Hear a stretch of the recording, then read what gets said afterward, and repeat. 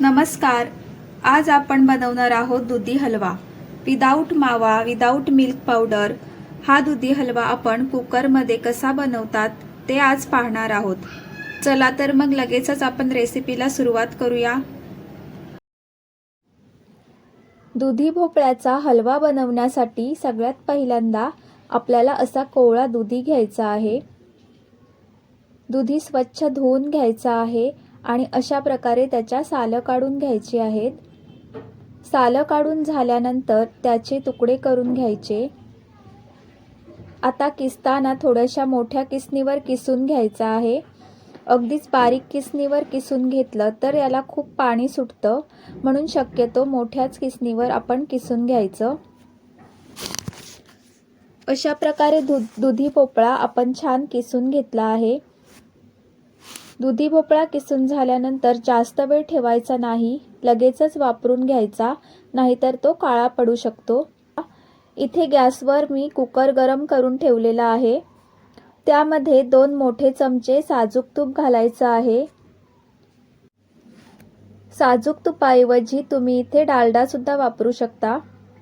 तुम्ही बघू शकता इथे मी मोठा दुधी वापरल्यामुळे तो पूर्ण किसेपर्यंत त्याला पाणी सुटलेलं आहे, म्हणून आता दोन्ही हाताने दाबून यातील पाणी अशा प्रकारे आपल्याला काढून घ्यायचं आहे. पाणी काढून झाल्यानंतर लगेचच कुकरमध्ये घालायचं. पूर्ण दुधी घातल्यानंतर मोठ्या आचेवर आपल्याला हे परतून घ्यायचं आहे. साधारण 5 ते 6 मिनिटं असंच परतायचं आहे. 5 मिनिटानंतर यामध्ये मी आता अर्धा लिटर दूध घालत आहे. आता यामध्ये काजू व बदामाचे काप घालायचे आणि 3 वाट्या साखर घालायची. इथे मी मोठा दुधी घेतल्यामुळे 3 वाट्या साखर घालत आहे.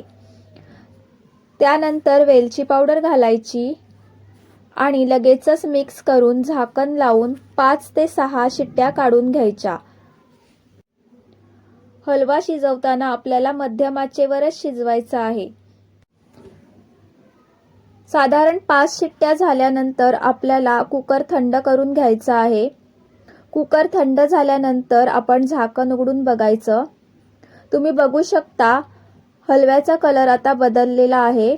आता पुन्हा एकदा आपण मिक्स करून घेऊ आणि यातील पाणी आटवण्यासाठी मोठ्या आचेवर ठेवून देऊ. हलव्यातील पाणी आता आटलं आहे. आता आपण गॅस बंद करूया आणि दुधी हलवा सर्व करायला घेऊ. दुधी हलवा थोडा कोमट झाल्यावरच खायला घ्यायचा आहे. दुधी हलवा खाण्यासाठी तयार आहे. अगदी सोपी रेसिपी आहे. यामध्ये आपण माव्याचा वापर किंवा दूध पावडरचाही वापर केलेला नाही. तुम्हाला जर ही रेसिपी आवडली असेल तर व्हिडिओला लाईक करा आणि कमेंट करायला विसरू नका.